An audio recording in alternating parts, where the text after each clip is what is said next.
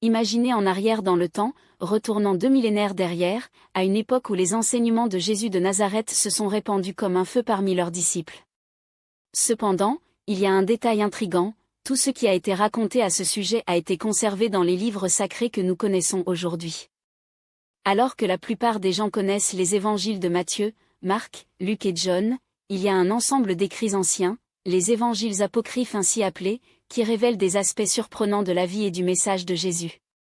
Ces textes, cependant, ont été mis de côté, oubliés pendant des siècles. La question qui ne veut pas faire taire est, qu'est-ce qui rend ces écrits si distincts? Et surtout, pourquoi ont-ils été exclus de la version officielle de la Bible? Les évangiles apocryphes sont des documents qui présentent une vision alternative de Jésus, leurs enseignements et leur mission spirituelle. Le mot même, apocryphe, porte le sens de quelque chose de caché, et, d'une certaine manière, ces textes gardent une spiritualité qui semble avoir été délibérément réduite au silence au fil du temps. Pour comprendre pourquoi ils ne faisaient pas partie du canon biblique, nous devons plonger dans les premiers siècles du christianisme, lorsque des communautés fidèles se sont affrontées quels écrits devraient être considérés comme inspirés et authentiques. Les décisions prises par les chefs religieux de l'époque ont non seulement défini ce que nous appelons aujourd'hui le christianisme orthodoxe, mais aussi relégué à l'oubli une richesse de connaissances qui aurait pu transformer notre compréhension de la foi. Ici, se pose une question provocatrice. Ces évangiles ont été jetés simplement parce qu'ils ne se sont pas alignés sur le récit officiel de l'Église, ou y avait-il quelque chose de si profond, et peut-être menaçant, qui devait être supprimé en eux? De nombreux chercheurs soutiennent que l'apocryphe révèle un Jésus beaucoup plus mystique et spirituel que celui présenté par les textes canoniques. Au lieu de souligner sa figure en tant que rédempteur divin, envoyé pour sauver l'humanité de ses péchés, ces écrits le décrivent comme un maître illuminé, un guide qui montre la voie à la connaissance de soi et à la transformation intérieure. Au cœur de cette discussion se trouve une spiritualité quelque peu censurée. Contrairement aux évangiles traditionnels, qui se concentrent sur Jésus en tant que leader moral et sauveur, Apocryphe exploite des dimensions plus profondes de leur message. Il parle d'un royaume de Dieu qui n'est pas un endroit lointain, mais une expérience intérieure, une réalité accessible à ceux qui cherchent en eux-mêmes. Cette perspective à elle seule révolutionne la façon dont beaucoup voient leur héritage. Des textes tels que l'évangile de Thomas, l'évangile de Philippe et l'évangile de Marie-Madeleine offrent un aperçu d'une spiritualité qui a peut-être été intentionnellement omise par les premiers dirigeants de l'Église. En eux, Jésus n'est pas seulement le Fils de Dieu, mais un homme sage qui mène ses disciples à une meilleure compréhension des vérités spirituelles. Prenez comme exemple l'évangile de Thomas, qui rassemble 114 attributs à Jésus. Contrairement au rapport canonique, plein de miracles, de crucifixion et de résurrection, ce texte est une collection d'enseignements entourés de mystères, comme s'il s'agissait de clés pour éveiller la conscience. L'une de vos phrases les plus connues, « Le royaume de Dieu est en vous et autour de vous, quand vous vous connaissez, vous serez connus et réaliserez qu'ils sont des enfants du Père vivant », transmet une vision profondément mystique, encourageant les adeptes à chercher la vérité dans leur propre dogme externe. Mais pourquoi l'Église serait-elle intéressée à cacher ces textes? Une réponse possible est le besoin d'uniformité. À mesure que le christianisme s'élargit, ses dirigeants devaient consolider un message unique et cohérent. Y compris les écrits qui présentaient un Jésus ésotérique ou mystique pourraient affaiblir cette unité, secouant l'autorité centralisée de l'institution. De plus, de nombreux apocryphales étaient liés aux mouvements considérés comme hérétiques, comme le gnosticisme, qui prêchait la connaissance spirituelle comme moyen de saluer, pas la foi aveugle ou l'obéissance au rituel. Un autre point crucial est qu'au début des siècles du christianisme, il n'y avait pas de Bible unifiée telle que nous la connaissons aujourd'hui. Différentes communautés chrétiennes avaient leurs propres collections écrites, dont beaucoup sont profondément respectées. Ce qui a finalement été inclus dans le canon était le résultat de débats théologiques intenses, conseils, souvent, décisions politiques. Les textes qui ont remis en question la hiérarchie ecclésiastique ou favorisaient une spiritualité plus individualisée ont été systématiquement exclus ou étiquetés comme dangereux. C'est précisément cette dimension spirituelle, souvent ignorée, qui rend les évangiles apocryphes si fascinants. Ils nous invitent à remettre en question la version officielle et à explorer un Jésus en même temps plus humain et plus transcendant. Son exclusion a peut-être été une stratégie pour étouffer un courant de pensée qui a mis le pouvoir entre les mains des individus, pas dans les institutions religieuses.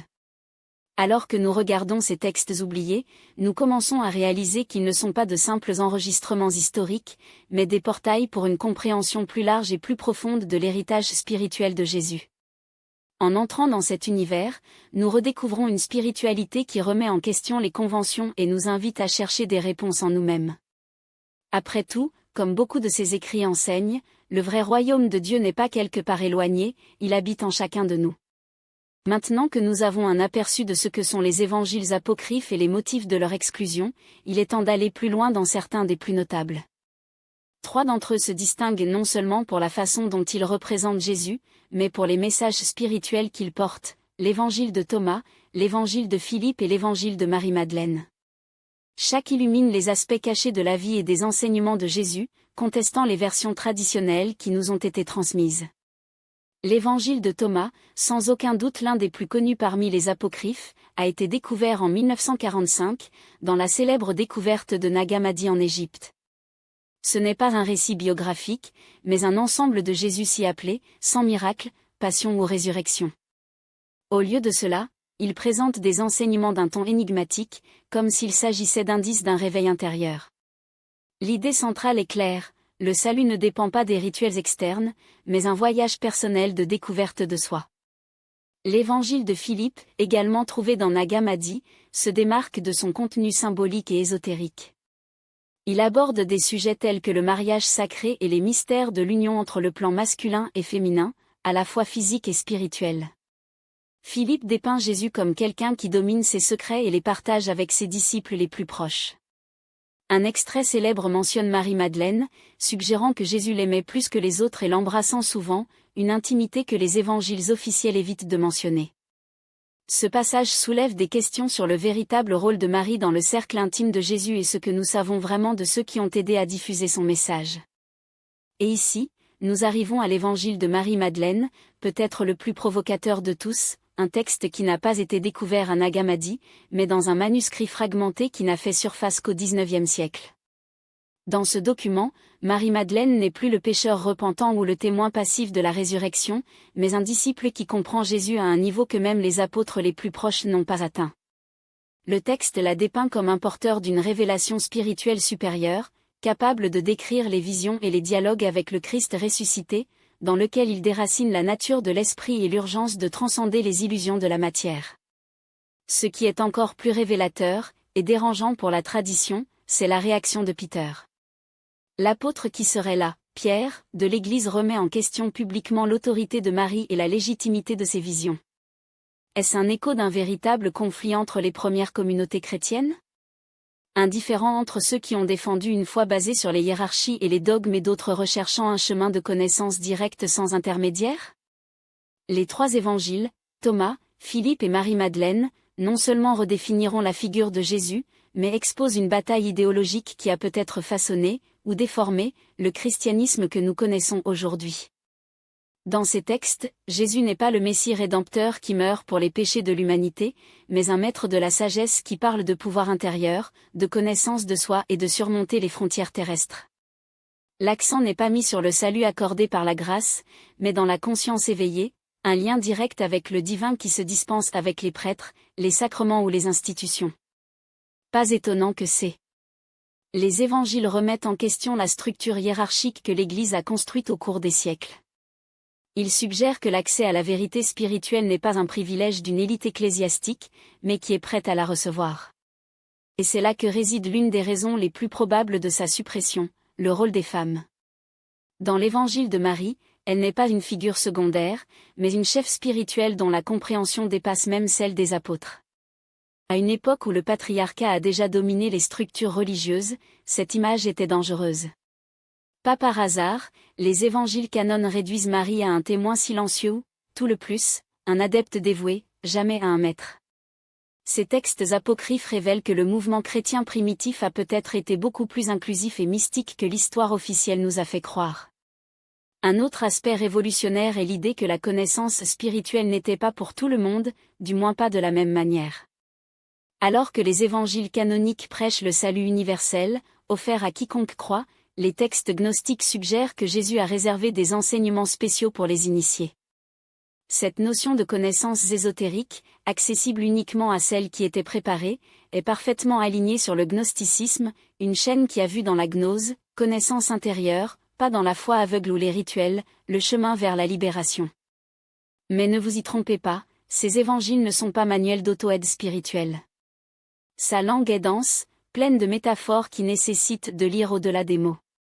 L'évangile de Philippe, par exemple, compare la renaissance spirituelle à une union nuptiale et décrit le monde matériel comme une illusion à surmonter.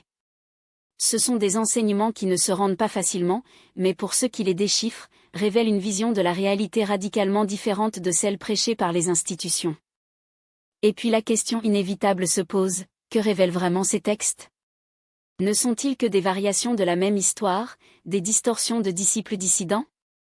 Ou sommes-nous confrontés à des connaissances spirituelles qui ont été intentionnellement réduites au silence ?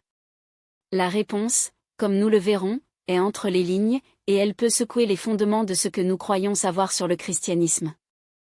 Les évangiles apocryphes ne se limitent pas à offrir une nouvelle perspective sur Jésus, ils nous invitent à nous lancer dans un voyage spirituel qui a peut-être été délibérément tenu à l'écart des pattes.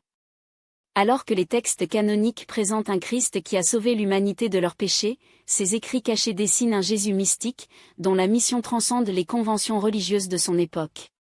Son message ne concerne pas la rédemption externe, mais sur le réveil intérieur, une vérité qui, si elle était prise au sérieux, aurait pu changer le cours de l'histoire.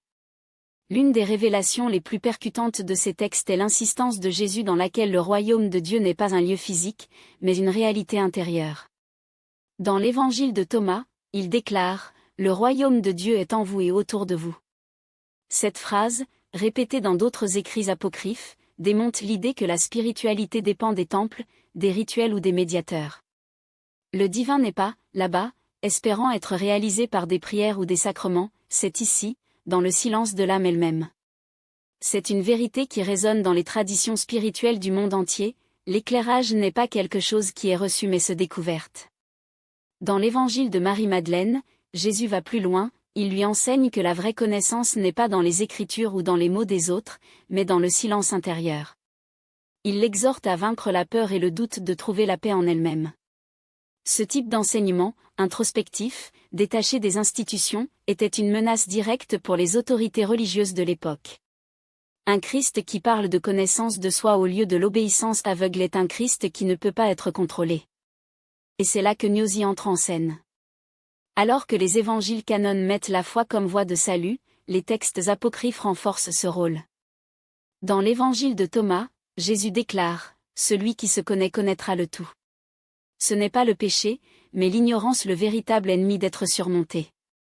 Cette vision transforme Jésus en un maître spirituel plus proche d'un sage oriental qu'un messie juif. Il n'offre pas de réponses prêtes, mais des questions, paraboles et puzzles qui forcent leurs disciples à chercher la vérité pour eux-mêmes. Vangelo de Philippe fait avancer cette idée, suggérant que Jésus a partagé les enseignements secrets avec son cercle le plus intime. Qu'est-ce qui a été omis des évangiles officiels ? Pourquoi certaines vérités étaient-elles réservées à quelques-unes ? Cette dimension ésotérique du christianisme primitif soulève des soupçons que le message original de Jésus a été édité, adapté pour servir les intérêts qui on peut avoir avec son essence. Même la relation entre Jésus et ses disciples gagne de nouveaux contours dans ces textes. Dans les évangiles canoniques, ils sont décrits comme des adeptes passifs, qui apprennent sans aucun doute. En apocryphe, en particulier Marie-Madeleine, ce sont des protagonistes, pas seulement des auditeurs, mais des participants actifs dans un dialogue spirituel profond. C'est révolutionnaire, surtout en ce qui concerne une femme dans une société qui les a gardés sur la touche. Ces textes suggèrent que le christianisme primitif a peut-être été beaucoup plus égalitaire que vous ne le pensez, et que cette mémoire a été touchée pour servir une structure de pouvoir. Même la résurrection est réinterprétée.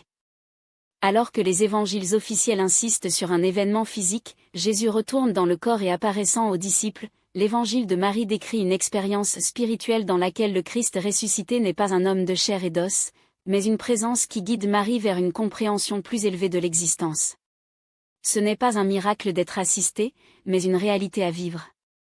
La résurrection n'est donc pas décrite comme un retour littéral à la vie, mais comme une révélation symbolique, un éveil à la vraie nature de l'esprit.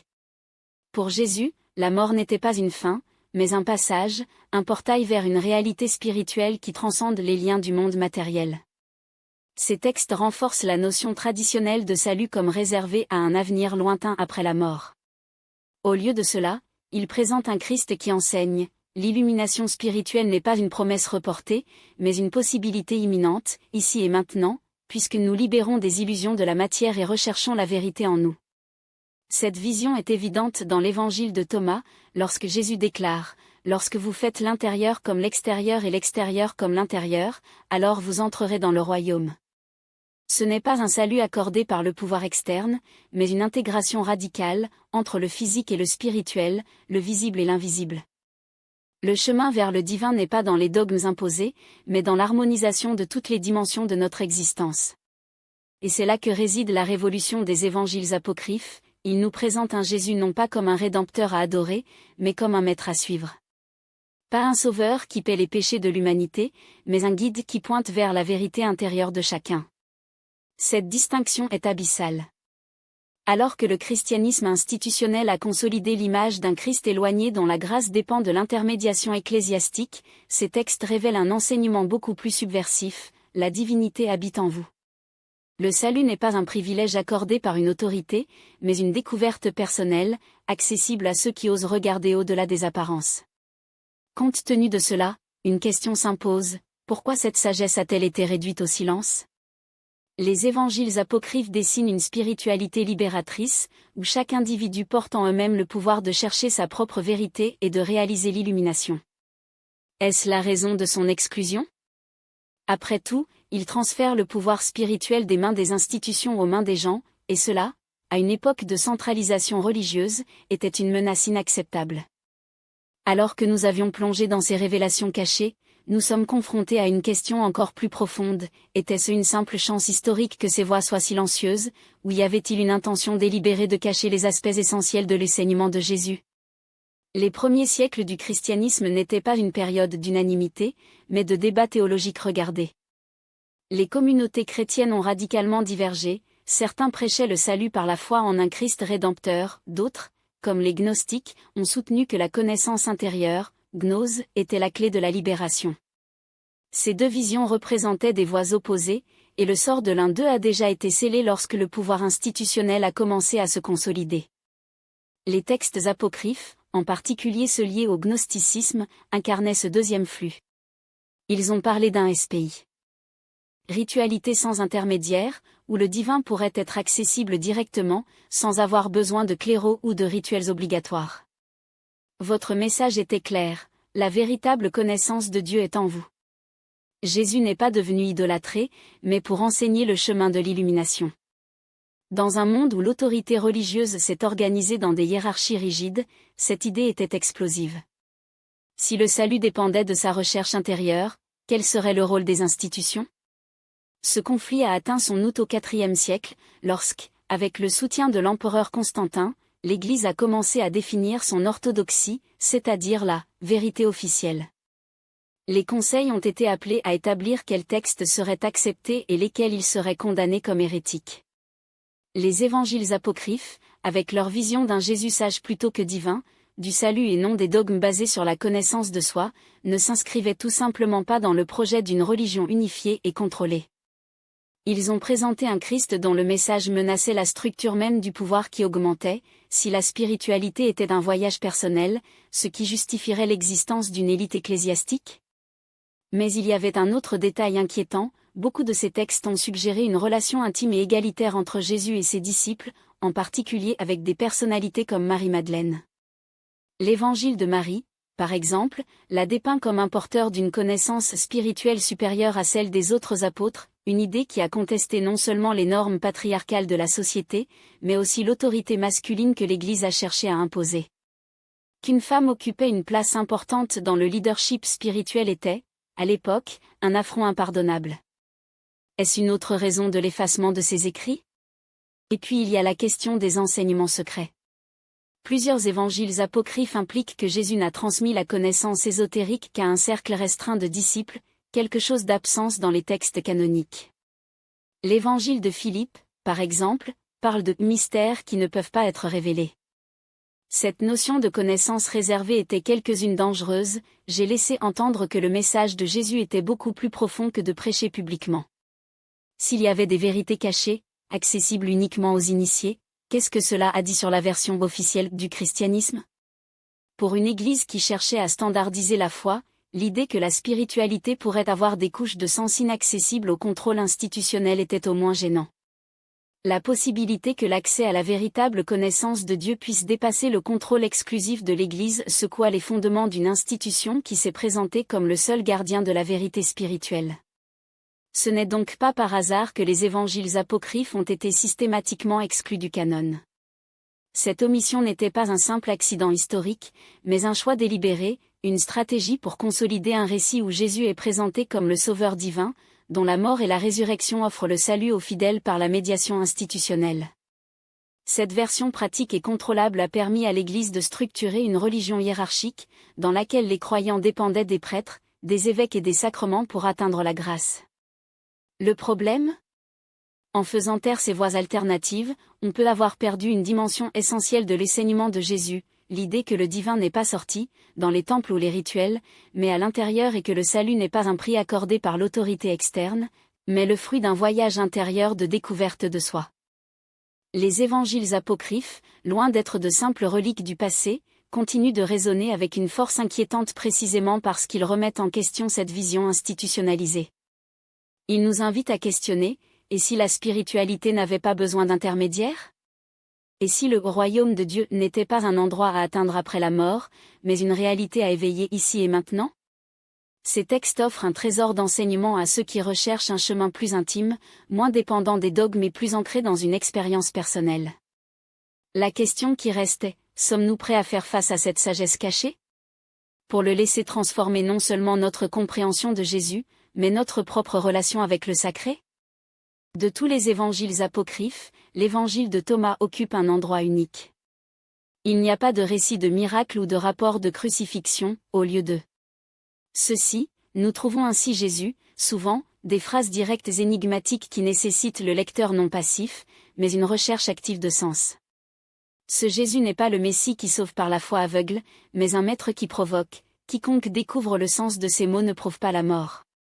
Ce n'est pas une promesse d'immortalité physique, mais une libération par la connaissance spirituelle, une idée révolutionnaire qui met la clé de la vie éternelle non pas entre les mains d'une institution mais dans la capacité de chaque individu à transcender les illusions du monde matériel.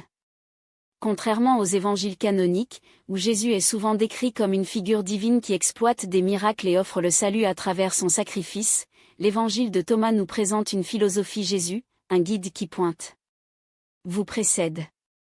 Ce passage à lui seul démantèle des siècles de théologie institutionnelle. Le royaume de Dieu n'est pas une destination lointaine, mais une réalité accessible, pas après la mort, mais en ce moment, pour ceux qui savent chercher.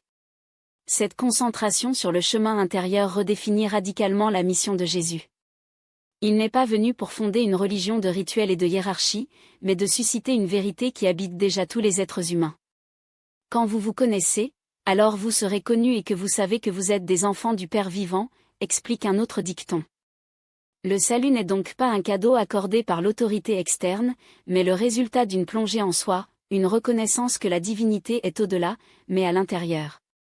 Cette idée, subversive pour une Église qui a subi précisément dans la médiation entre Dieu et les fidèles, explique pourquoi des textes comme celui-ci étaient marginalisés.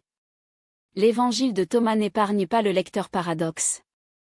Dans l'un de ses passages les plus intrigants, Jésus déclare « Faites l'intérieur comme l'extérieur comme l'intérieur, qui est au-dessus comme celui-ci dessous, puis j'entrerai dans le royaume. » Ce langage symbolique, typique des traditions mystiques, parle d'intégration totale, entre l'esprit et la matière, la lumière et l'ombre, sacré et profane.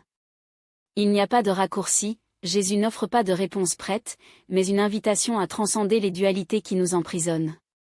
Le salut n'est pas un prix futur, mais une éventuelle transformation maintenant, pour ceux qui sont prêts à voir au-delà des apparences. Cet enseignement, bien sûr, représentait une menace directe pour le modèle ecclésiastique.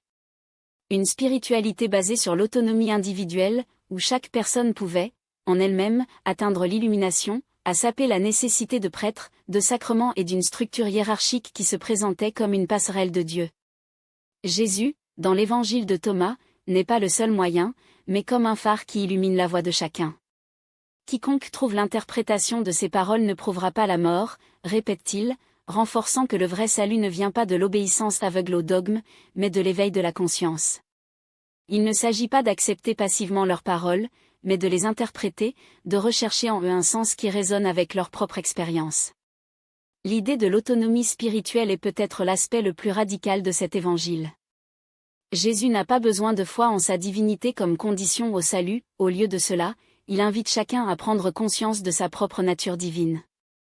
Vous êtes la lumière du monde, semble-t-il dire, non pas comme une métaphore divine, mais comme une vérité à réaliser. Ce point de vue contraste violemment avec l'accent mis sur les évangiles canoniques dans la nécessité de croire en Jésus comme sauveur et l'Église en tant que médiateur indispensable. Dans l'évangile de Thomas, l'autorité n'est pas sortie, mais à l'intérieur, et cela change tout. Cependant, le texte ne romance pas ce voyage. Jésus prévient, beaucoup de ceux qui sont premiers, les puissants, ceux qui s'accrochent aux illusions du monde matériel, seront les derniers, car ils ont perdu de vue le véritable objectif, le lien avec le divin qui habite chaque être. Cet avertissement fait écho au gnostique réfléchi, pour lequel le monde physique est une prison et la libération de l'esprit nécessite une matière transcendante. L'évangile de Thomas ne nie pas le monde, mais invite à ne pas être dupe par ses apparences. La vraie liberté est spirituelle, suggère-t-il, vient lorsque nous reconnaissons que les divisions que nous créons, entre sacré et profane, âme et corps, ciel et terre, sont des illusions à surmonter. En fin de compte, l'évangile de Thomas nous présente à Jésus en même temps difficile et libérateur. Il n'offre pas de consolation ou de promesses faciles de salut bon marché, mais un chemin de connaissance de soi qui nécessite du courage. Son message est clair, le divin n'est pas dans les temples en pierre, mais dans le temple vivant qui porte chacun avec eux. La question qui demeure est de savoir si nous sommes prêts à accepter cette invitation, ce faisant, à redécouvrir non seulement qui était Jésus, mais qui nous pouvons être nous-mêmes. Cette invitation radicale nous met au défi d'abandonner les conceptions limitées de la spiritualité qui dépendent des rituels externes et des dogmes stricts, les remplaçant par un voyage de découverte de soi et un réveil intérieur. Pour ceux qui osent accepter ce défi, l'évangile de Thomas, et les textes apocryphes dans son ensemble, révèlent un Jésus non pas comme une figure éloignée, mais comme un maître spirituel dont le message transcende le temps, faisant écho d'urgence dans notre monde contemporain. Alors que nous plongeons dans ces écritures, nous réalisons que le véritable héritage de Jésus peut non seulement résider dans ses miracles ou sa mort et sa résurrection, mais dans sa capacité à nous guider vers nous-mêmes, où le divin a toujours été, non pas comme une future promesse, mais comme une présence vivante à découvrir. Et c'est dans ce contexte qu'une silhouette se démarque parmi tous, Marie-Madeleine. Dans les textes canoniques, son rôle est souvent réduit à celui d'un fidèle suiveur, mentionné uniquement à des moments cruciaux tels que la crucifixion et la résurrection. Mais dans les évangiles apocryphes, en particulier dans l'évangile de Marie, il apparaît comme une figure de la profondeur spirituelle inégalée. Ce n'est pas seulement un disciple, mais quelqu'un qui avait accès aux enseignements intimes et transformateurs de Jésus. Cela nous amène à une question inévitable, qui était vraiment Marie-Magdalène ? Et quelle était votre place dans le message spirituel de Jésus ? Découvert à la fin du XIXe siècle, l'évangile de Marie la présente en tant que chef spirituel, capable de réconforter les apôtres désorientés après la montée de Jésus. Alors que les autres disciples hésitaient, elle se lève en toute sécurité, affirmant que Jésus l'avait préparée pour ce moment. Partage ensuite un point de vue révélé par lui après la résurrection, un message sur la nature de l'esprit et sa transcendance par rapport au corps matériel. Ce qui rend cet évangile si puissant, c'est la façon dont Marie est représentée, non pas comme un simple témoin, mais comme un confident de Jésus, porteur de vérités que même les apôtres les plus proches n'ont pas reçues. Cela provoque des tensions, en particulier avec Pedro, qui se demande comment une femme pourrait avoir accès aux révélations lui a refusées. Marie, cependant, reste ferme, déclarant que Jésus l'a choisie pour transmettre ses enseignements. Cette scène n'est pas seulement un conflit personnel, mais le reflet d'une lutte plus large pour l'autorité spirituelle dans le christianisme primitif, une lutte dans laquelle Marie-Madeleine a clairement pris une place centrale, bien au-delà de ce que les textes officiels ont enregistré. De plus, l'évangile de Marie contient des enseignements mystiques profonds. Elle raconte comment Jésus lui a enseigné l'âme et son besoin de surmonter les pouvoirs du monde matériel, des forces qui tentent d'emprisonner l'esprit et d'empêcher son ascension. Cette idée de libération à travers la connaissance, gnose, est une marque de commerce de textes gnostiques, qui considèrent le monde physique comme un obstacle à la transcension pour atteindre la sagesse divine. Il s'agit d'une vision radicalement différente du salut institutionnalisé des évangiles canoniques, où la rédemption dépend souvent des intermédiaires et des dogmes. L'image de Marie-Madeleine en tant que figure centrale du cercle intime de Jésus est renforcée par l'évangile de Philippe, qui suggère une relation spéciale entre eux. Le texte mentionne que Jésus a souvent embrassé Marie, le détail que sur les siècles a généré des controverses et des interprétations littérales. Mais dans un contexte gnostique, le baiser est probablement un symbole de transmission de la sagesse, un geste qui représente l'intimité spirituelle entre maître et disciple. Maria n'est pas seulement un suiveur, c'est le dépôt d'une connaissance que peu ont compris. Sa position de chef spirituel soulève également des questions cruciales sur le rôle des femmes dans le christianisme primitif. Dans les évangiles canoniques, ils apparaissent comme des témoins de la résurrection, mais occupent rarement des postes d'autorité. Dans les textes apocryphes, Marie-Madeleine comprend non seulement le message de Jésus, mais la conduit, un défi direct au récit officiel de l'Église, qui reléguait les femmes à des rôles secondaires. Il existe des preuves qu'au début des siècles du christianisme, en particulier chez les gnostiques, les femmes étaient considérées comme égales dans la sagesse et la capacité de leadership. Le fait que Marie occupe une place si importante dans ces textes suggère que pour ces communautés, elle n'était pas seulement une disciple, mais peut-être le successeur spirituel de Jésus. Sa vision offre une perspective plus mystique et introspective sur l'enseignement du Christ. Dans l'évangile de Marie, elle décrit comment Jésus lui a appris à surmonter la peur et le doute, les vrais obstacles à la croissance spirituelle. Il l'a encouragée à chercher la vérité en lui-même, pas à des sources externes. Cet accent mis sur les connaissances sur soi et surmonter les barrières internes est une constante dans les évangiles apocryphes, ce qui suggère que le message original de Jésus avait peut-être moins sur l'obéissance au dogme et plus sur une transformation personnelle profonde. Mais peut-être que Marie, l'aspect le plus révolutionnaire de la Madeleine dans les textes apocryphes, est son défi aux normes de genre imposées par la tradition. Lorsqu'il est présenté comme le disciple préféré, recevant des révélations et un leader parmi les apôtres, il subvertit non seulement les attentes de son temps, mais offre un modèle de spiritualité inclusif, où l'accès au divin n'est pas limité par les hiérarchies ou le sexe. En d'autres termes, Marie des évangiles gnostiques représente une communauté chrétienne où le pouvoir spirituel n'est pas le monopole d'une élite masculine, mais est disponible pour tous ceux qui recherchent la vérité avec sincérité. Ce message de l'égalité spirituelle résonne dur à notre époque, quand tant de gens recherchent une spiritualité plus authentique et moins institutionnalisée. Maria Magdalène nous montre que cette recherche ne dépend pas des rituels ou des autorités externes, mais d'une connexion directe avec le divin, basée sur les connaissances intérieures et sur la survision des limitations des matériaux. En fin de compte, le rôle de Marie-Madeleine dans les évangiles apocryphes nous oblige à repenser l'histoire du christianisme. Elle n'est pas seulement un témoin de la résurrection, il est un chef spirituel, un porte-parole de la sagesse cachée de Jésus. Sa vision remet en question les structures établies et nous invite à explorer une spiritualité plus profonde, où le vrai pouvoir réside en chacun de nous. Compte tenu de ces textes, il est naturel de remettre en question, quelle est la pertinence de ces révélations aujourd'hui ? Bien qu'ils aient été exclus de la Bible et réduits au silence par l'Église pendant des siècles, les évangiles apocryphes refont surface aujourd'hui avec une force surprenante, précisément à une époque où la poursuite spirituelle transcende les limites des traditions religieuses établies. Ces textes, une fois marginalisés, ont trouvé un public désireux d'une sagesse qui parle directement à l'âme, sans intermédiaire ni dogme déplacé. Mais qu'est-ce qui rend ces écritures si puissantes et pertinentes pour la spiritualité moderne ? La réponse est d'abord dans la façon dont Jésus présente, non pas comme un leader éloigné, attaché aux rituels ou aux doctrines, mais en tant que maître qui invite un voyage intérieur. Les évangiles apocryphes ne prennent pas la peine de construire une religion institutionnelle, au lieu de cela, ils révèlent un chemin de la connaissance de soi et de l'illumination spirituelle.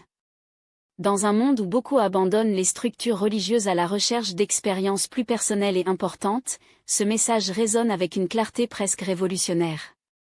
Prenons l'évangile de Thomas, ces paroles, « Le royaume de Dieu est en vous », ne sont pas une invitation à l'espoir futur, mais une déclaration radicale que la divinité habite le présent.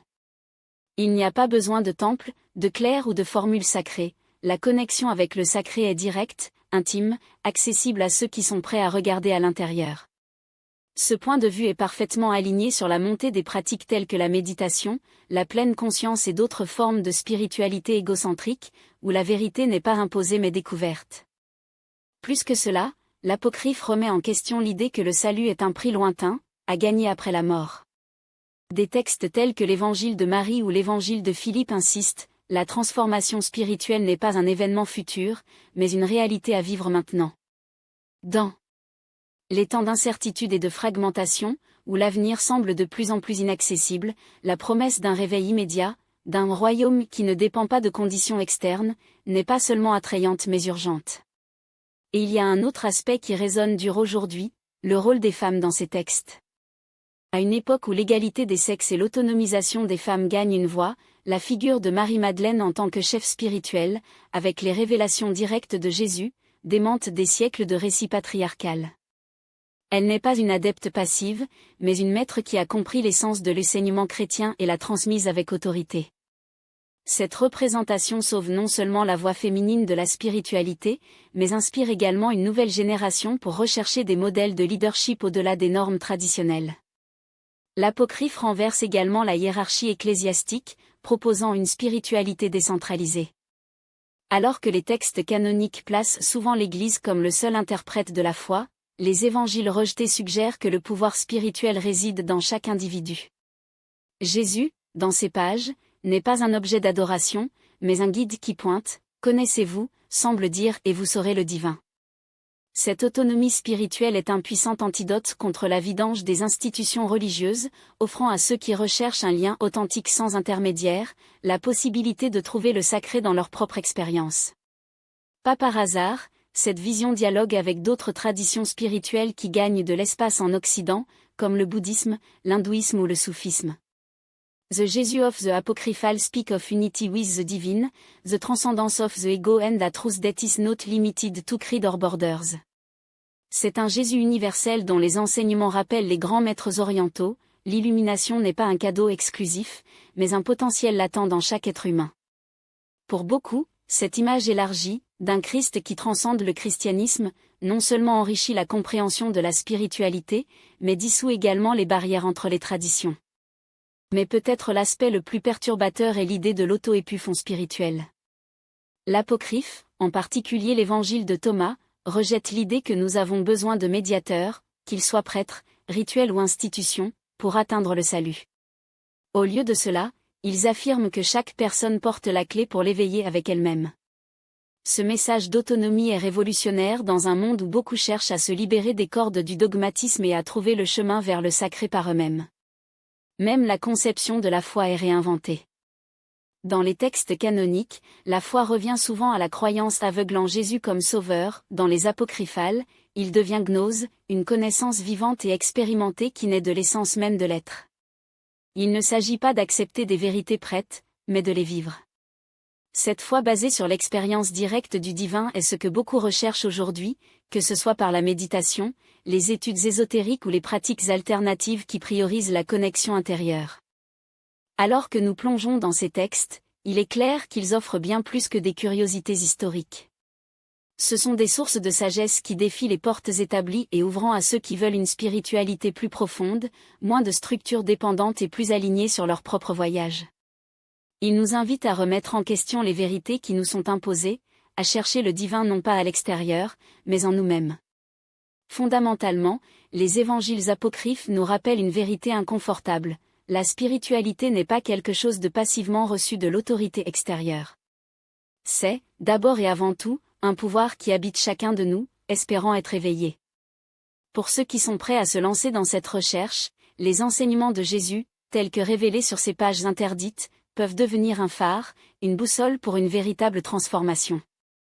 Nous restons alors une question essentielle, sommes-nous prêts à embrasser cette vision de la spiritualité, qui nous oblige au courage de regarder en nous-mêmes et de découvrir le divin non pas comme un concept lointain mais comme une expérience vivante? En période de recherche de l'authenticité et de la connexion, les apocryphes ne proposent pas seulement des réponses, ils nous mettent au défi de les faire. Voici une spiritualité qui ne nous demande pas d'attendre passivement un paradis extérieur, mais qui nous révèle, avec une forte clarté, que le royaume de Dieu n'est pas un destin lointain. C'est une réalité latente en chacun de nous. Ces textes sacrés, si délibérément réduits au silence, nous sont confrontés à une vérité inconfortable. Une transformation spirituelle authentique ne découle pas de l'obéissance aveugle au dogme ou de la dépendance à l'égard des intermédiaires, mais de l'acte courageux de plonger dans notre propre conscience, où le divin habite non seulement, mais attend d'être reconnu. Ce message résonne comme un écho profond dans l'âme de ceux qui, fatigués des réponses prêtes et des vérités emballées, recherchent une spiritualité aussi personnelle que le rythme de leur propre cœur. À une époque où nous nous avons appris à rechercher, dans les temples, dans les dirigeants, dans des livres sacrés, qui ont toujours été à l'intérieur, les évangiles apocryphes apparaissent comme une invitation radicale, et si la clé de l'éclairage n'est pas entre les mains d'une élite ecclésiastique, mais dans la capacité innée de chaque être humain à accéder au sacré sans permission, sans hiérarchie, sans barrière? Cette question, en soi, secoue les fondements des structures de pouvoir qui, pendant des siècles, ont dicté ce qu'est la vérité spirituelle, et qui a le pouvoir de l'interpréter. Dans l'apocryphe, Jésus n'est pas une icône inaccessible, mais un maître qui nous pointe vers le miroir, vous vous connaissez et vous connaissez le tout. Cette phrase, enregistrée dans l'évangile de Thomas, n'est pas une invitation à l'introspection passive, est un appel à la révolution intérieure. Il ne s'agit pas d'accumuler des connaissances abstraites, mais de dévoiler la couche par couche, les illusions qui nous séparent de l'essence divine que nous sommes. Et c'est là que l'apocryphe nous met au défi de quitter la zone de confort de la foi aveugle et d'embrasser la spiritualité active, où la méditation, la réflexion profonde et le questionnement constant sont les instruments qui forgent la libération. Il nous demande, avons-nous besoin de rituels pour toucher le divin, ou le divin nous impulsera-t-il déjà, espérant simplement que nous nous réveillons? Cette question n'est pas rhétorique, c'est un portail. Mais l'impact de ces textes va au-delà de l'individualité. En révélant des figures comme Marie-Madeleine non pas en tant que disciple secondaire, mais en tant que chef spirituel de la profondeur inhabituelle, l'apocryphe démantèle le récit patriarcal qui a réduit les femmes à des rôles subordonnés dans l'histoire sacrée. Il nous montre que, depuis le début, le mouvement de Jésus était un mouvement d'égalité radicale, où l'accès au divin n'était pas le privilège de quelques-uns, mais le droit de tous, quel que soit le sexe, le statut ou l'origine. Marie-Madeleine, avec sa sagesse et son autorité, nous invite à repenser non seulement le passé mais le présent. Que perdrions-nous? Nous récupérons cette vision originale de la spiritualité, où le pouvoir n'est pas concentré mais partagé. Et il y en a plus. Dans un monde où les frontières entre les traditions spirituelles se dissolvent, où les dialogues du bouddhisme avec le mysticisme chrétien, où le yoga rencontre la contemplation, les apocryphales nous présentent un Jésus universel, dont les enseignements transcendent le contexte historique dans lequel ils ont été prononcés. Ce n'est pas un prophète limité par les dogmes de son époque, mais un guide intemporel dont les mots parlent directement à l'âme de ceux qui cherchent aujourd'hui à se réveiller. Que ce soit par des non-adversaires, surmonter l'ego ou la dissolution des illusions matérielles, votre invitation est la même, laisse derrière vous ce qui vous tient à la surface et découvre la vérité qui a toujours été en vous. Ce que les apocryphes nous offrent, après tout, ce n'est pas une nouvelle religion, mais une récupération de l'essence perdue du chemin spirituel, un chemin qui ne passe pas par les genoux, mais aux yeux ouverts, pas par soumission, mais la découverte. Il nous rappelle que le voyage ne concerne pas suivre les règles ou répéter les croyances, mais être, dans chaque souffle, un peu plus conscient de la divinité qui nous constitue.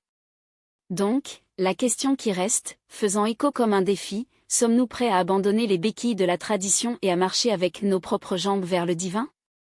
Si la réponse est oui, l'apocryphe n'est pas seulement une carte, ils sont une clé. Une clé qui ouvre des portes à une spiritualité sans frontières, où le sacré n'est pas une récompense future, mais une réalité présente et pulsante ici. Et toi? Que sont ces enseignements en vous? La vraie spiritualité a-t-elle toujours été plus proche que nous ne l'imaginions, pas au-delà des nuages, mais dans le silence de notre propre être? Partagez vos réflexions, vos doutes, vos révélations. Parce que lorsque nous divisons nos recherches, nous ne faisons que nous éclairer notre chemin, mais nous tissons une compréhension plus profonde de ce que Jésus nous est venu pour nous révéler, que le royaume ne viendra pas avec des signes en plein air, mais avec la clarté de ceux qui se reconnaissent enfin comme faisant partie de l'ensemble. Et avant de partir, sachez que ce voyage ne fait que commencer. Dans la prochaine étape, nous démêlerons les secrets cachés de Nag Hammadi, la vérité sur la création et l'éveil spirituel, où nous plongerons dans les profondeurs des textes gnostiques pour révéler des connaissances sur l'origine de la conscience et les chemins oubliés de l'illumination. Ne laissez pas cette opportunité passer, cliquez maintenant et continuez avec nous dans cette recherche qui peut à jamais transformer la façon dont vous vous voyez vous-même et le monde.